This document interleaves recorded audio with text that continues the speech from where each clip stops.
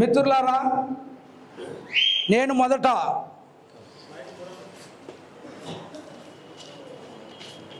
ఎంఆర్పిఎస్ ఉద్యమకారుడిగా ఉన్నా. రాజకీయాల్లోకి రాకముందు ఎంఆర్పిఎస్ ఉద్యమకారుడిగా ఉన్నప్పుడు ఇక్కడ ఎంఆర్ఓ ఆఫీసులోకి శత్రుచర్ల మంత్రి ఏరాస ప్రతాప్ రెడ్డి వచ్చారు. అప్పుడు రుద్రగౌడ్ గారు కూడా కాంగ్రెస్ పార్టీ ఇన్ఛార్జిగా ఉన్నారు, చెన్నకేశ్వరరెడ్డి గారు ఎమ్మెల్యే గారు ఉన్నారు. ఆ సమయంలో అన్ని కులాలకు కమ్యూనిటీ హాల్స్ ఉన్నాయి. మా దళితులు ఏం పాపం చేశారు? ఎస్సీ కాలనీలో కట్టిన బివి మోహన్ రెడ్డి గారు కట్టిన కమ్యూనిటీ హాల్ ఉన్నది, దాన్ని ఎందుకు మీరు ప్రారంభించి మాకు ఉపయోగపడేలా చేయడం లేదని చెప్పి ఆ రోజు మంత్రులను నిలదీస్తే ఖచ్చితంగా ప్రారంభిస్తామని హామీ ఇచ్చారు. నా ఉద్యమ దశ నుంచి రాజకీయ దశలోకి వచ్చి నేను 2012 మే 27వ తేదీన కాంగ్రెస్ పార్టీలో చేరిన తర్వాత గమనించాలి, అంతకంటే ముందుగా ఎంఆర్పిఎస్ ఉద్యమకారుడుగానే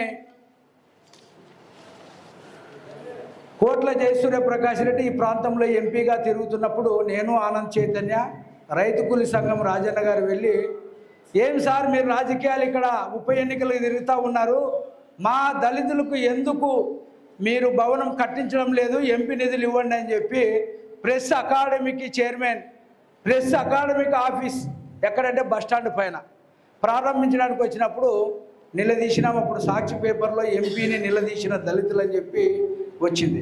అప్పుడు ఆయన అన్నాడు, బాబు నేను నా దృష్టికి సమస్య లేదు, మీరు ఇప్పుడు తెచ్చారు కాబట్టి మీరు దళితులంతా రండి, నా సహకారం ఉంటుందని చెప్పినప్పుడు అన్న దగ్గరికి పోయాను.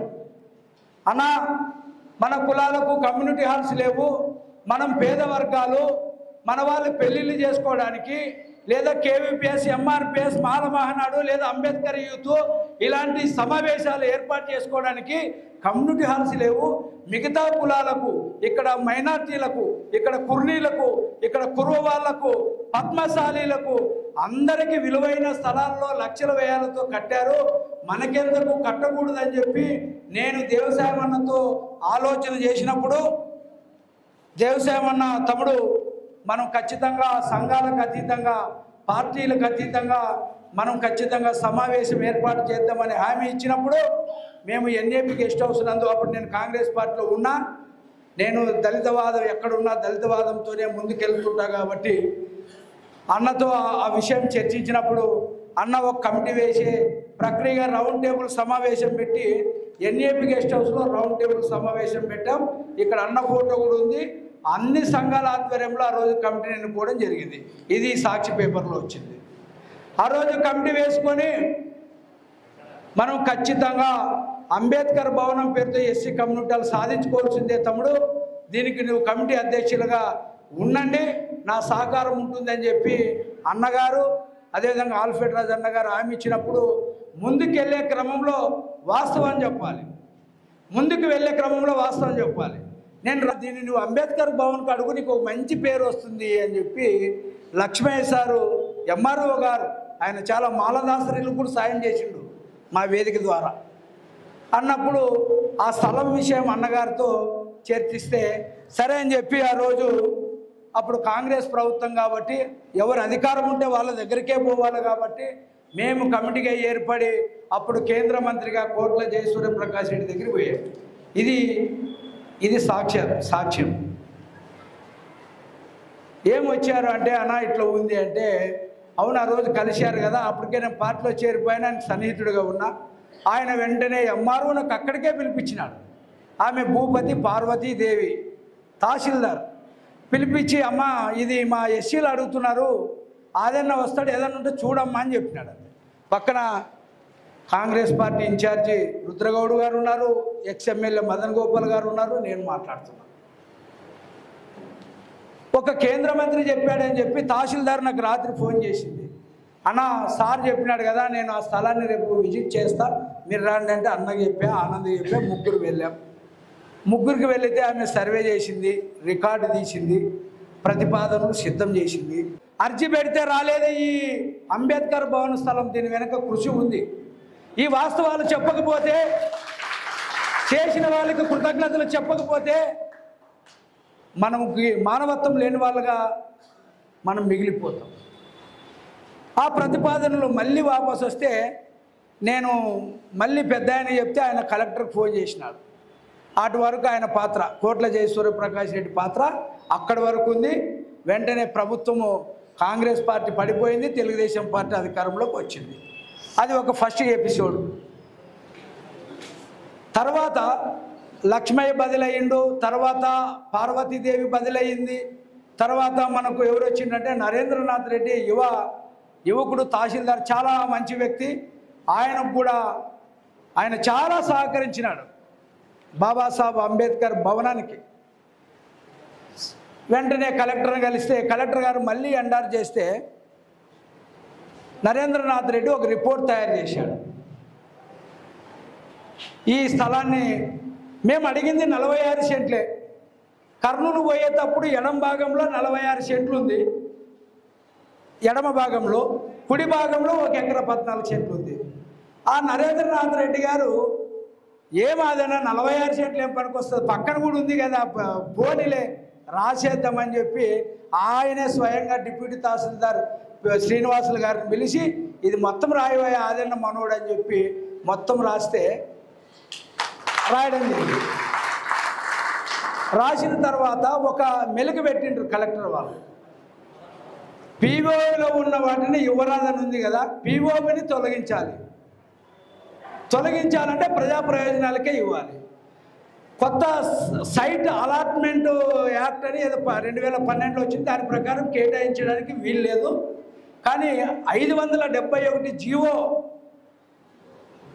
ఖచ్చితంగా దాంట్లో అంబేద్కర్ భవనం అనేది ఉన్నట్లుందని చెప్పి కలెక్టర్ ఆఫీస్లో లేదు, ఆర్డీఓ ఆఫీస్లో లేదు, ఎక్కడ లేదు.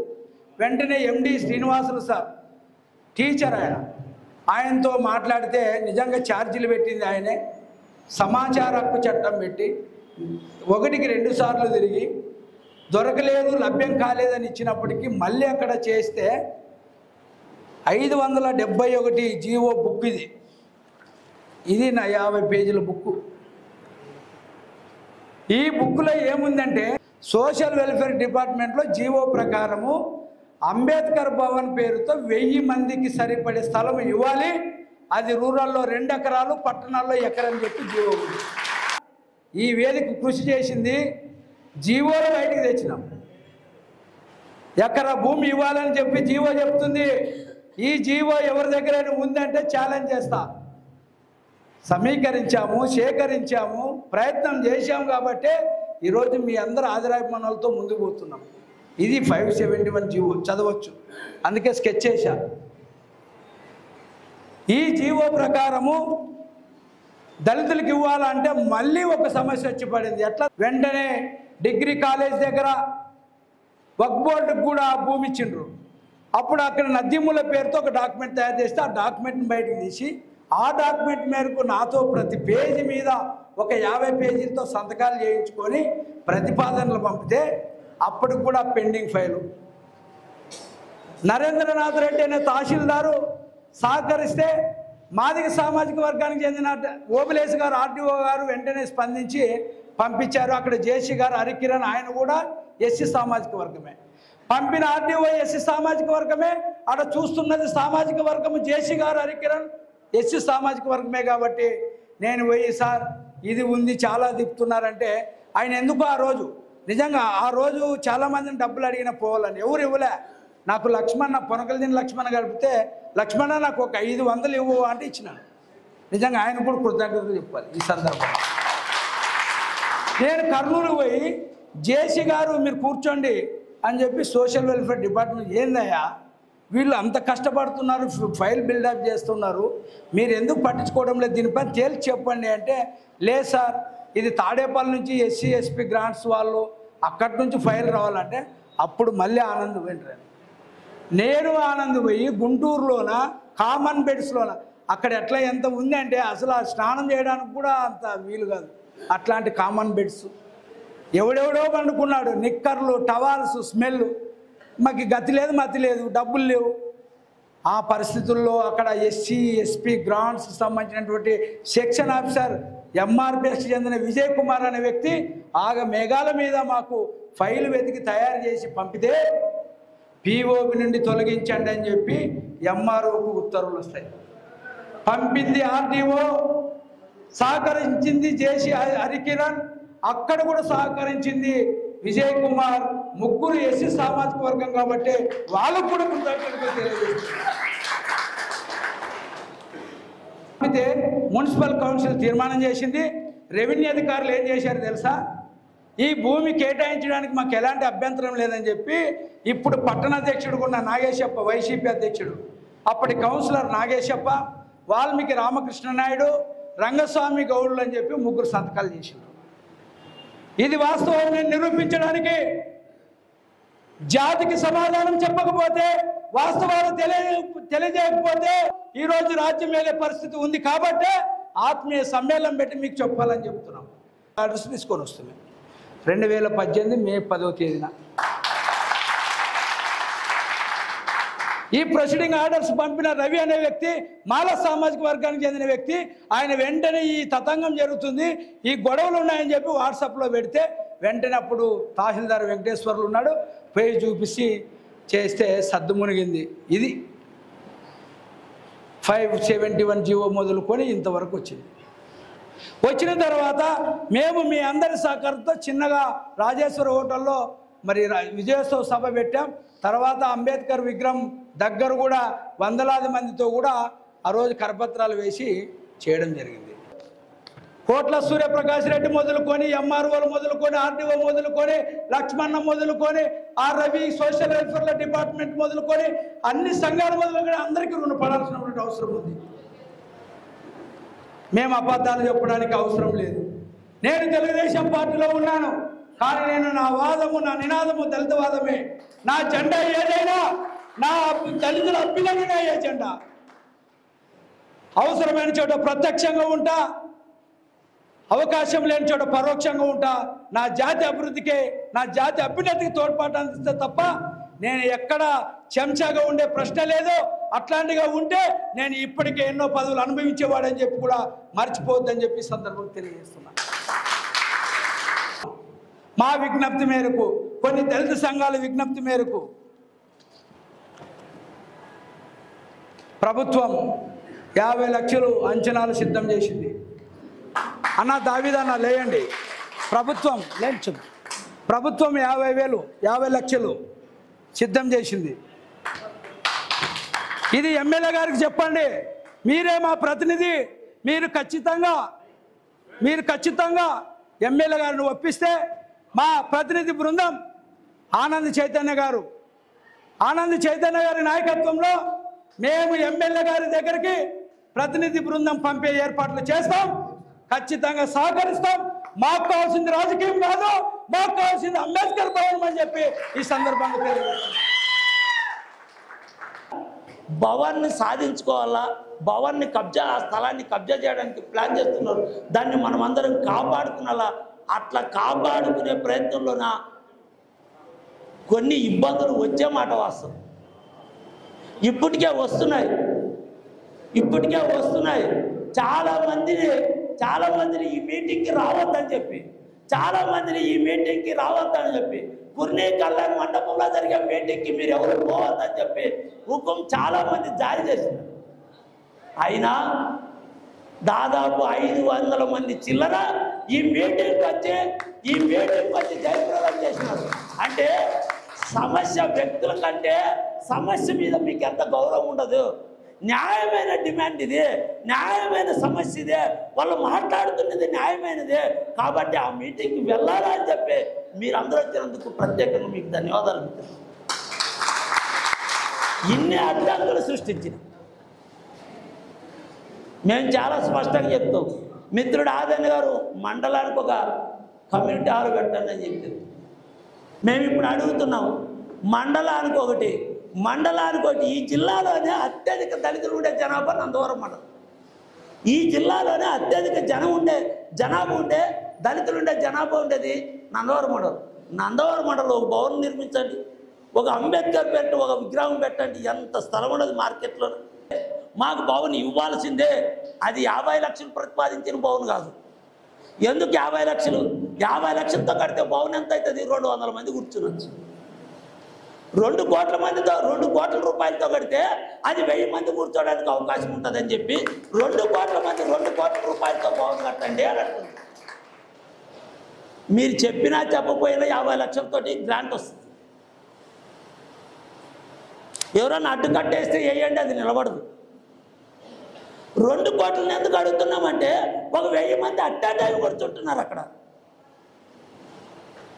ఓ పెళ్లి కొడుకు ఒక రూమ్ ఉంటుంది, పెళ్లి కూతురుకు ఒక రూమ్ ఉంటుంది, ఒక పెద్ద హాల్ ఉంటుంది, దాంట్లో గ్రౌండ్ ఉంటుంది, ఇది ఒక కథ, అన్నిటికి అవకాశం ఉంటుంది అని చెప్పి 2 కోట్లతోటి ఇవ్వండి అని చెప్పి చీఫ్ ఇంజనీర్ తోటి, సూపరింటెండెంట్ ఆఫ్ చీఫ్ ఇంజనీర్ తోటి కలిసి మాట్లాడితే అతను చాలా, మీరందరూ ఇట్లే మాట్లాడేది, మీరేం చేయలేరు అని అంటే మీకు సన్మానం చేస్తాం సార్, మాకు చిన్న అవకాశం ఇచ్చినందుకు అంటే, ఏ సన్మానం వద్దు ఏమొద్దు, నువ్వు బిల్డింగ్ సాధించుకోనరా అప్పుడు నేను సన్మానం చేయించుకుంటానండి.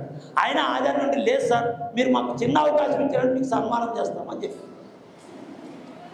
జిల్లా స్థాయి అధికారులు, రాష్ట్ర స్థాయి అధికారులు మన పట్ల సానుకూలంగా ఉన్నప్పటికీ మన వాళ్ళు దాని పట్ల అజ్ఞానంతో అనర్థాలు తెచ్చే పరిస్థితి తీసుకొస్తున్నారు.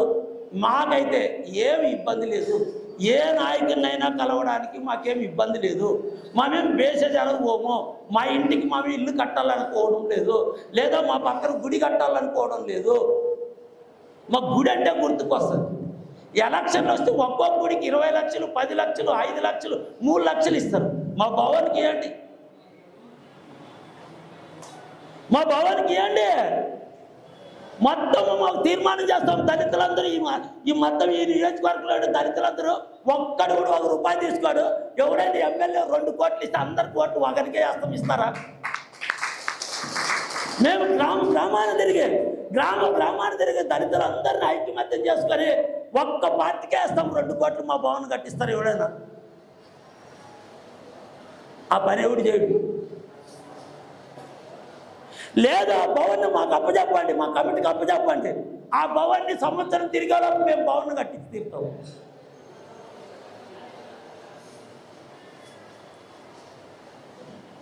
ఈ రకమైన ఆలోచన పాలకుల్లో కానీ ఇతరుల్లో కానీ ఉండరాదని చెప్పి ఆ భవన్ కట్టాలా, కట్టి తీరాల్సిందే. ఆ రకమైన ఆలోచన పాలకుల్లో ఉండాలని చెప్పి మావి ఎవరికి వ్యతిరేకం కాదు కాదు కాదు కాదు కాదు. మాకు అవసరం లేదు లేదు లేదు లేదు. మేము చాలా స్పష్టంగా చెప్తున్నాం, అంబేద్కర్ భవన్ని నిర్మించేదానికి ప్రయత్నం చేయండి మీ వంతుగా. బాబు జగజ్జీవన్ రావు విగ్రహాన్ని పెట్టండి, దామోదర్ సంజయ్ బోర్డుని పెట్టండి. మా బుడగ జంగానికి సంబంధించి ఢిల్లీకి తీసుకెళ్ళండి. మా బుడగ జంగాన్ని ఢిల్లీకి తీసుకెళ్ళండి. మీ ప్రభుత్వం ఉండదు, బీజేపీ ప్రభుత్వం ఉండదు కదా, బీజేపీ నాయకులతో మాట్లాడి బుడగ జంగాలు చాలా అన్యాయానికి గురవుతున్నారు, వీళ్ళ సమస్యను పరిష్కరించండి అని చెప్పండి. ఓ పెద్ద పూలమాలతో మిమ్మల్ని సత్కరిస్తాం, లేదా ఒక 10,000 మందితో మీకు పెద్ద బహిరంగ సభ జరుపుతాం. మీకు అవకాశం ఉంది కదా, ఇప్పుడు ఈ రకమైన ఆలోచన చేయండి. మీరు ఇప్పుడు ఏది పడితే అది పట్టిందల్లా బంగారం అని చెప్పి భావన ఉంది కదా, మీరు ఆ రకమైన ఆలోచన చేయండి. మా బుడజంగాలను ఎందుకు అన్యాయం చేస్తున్నారు? అందుకోసం మిత్రులారా, మనం ఏది గొంతెమ్మ కోరికలు కోవడం లేదు. మనం ఒకటి అడుగుతున్నామంటే దాని వెనక అతని జ్ఞానాన్ని కావాలని అడుగుతున్నాం. బాబు జగజ్జీవన్ రావు విగ్రహం అడిగినా, అంబేద్కర్ భవన్ అడిగినా, లేదా దామోదర సంజయ్ విగ్రహం అడిగినా, వీళ్ళందరి జ్ఞానాన్ని మనం చూస్తే వచ్చేటట్లు ఉంటుందని చెప్పి ఉద్దేశంతో ఆ జ్ఞానం కోసమే వాళ్ళ భవనాలు పేర్లు పెట్టమని అడుగుతున్నాం తప్ప మనం ఇంకోటి ఇంకా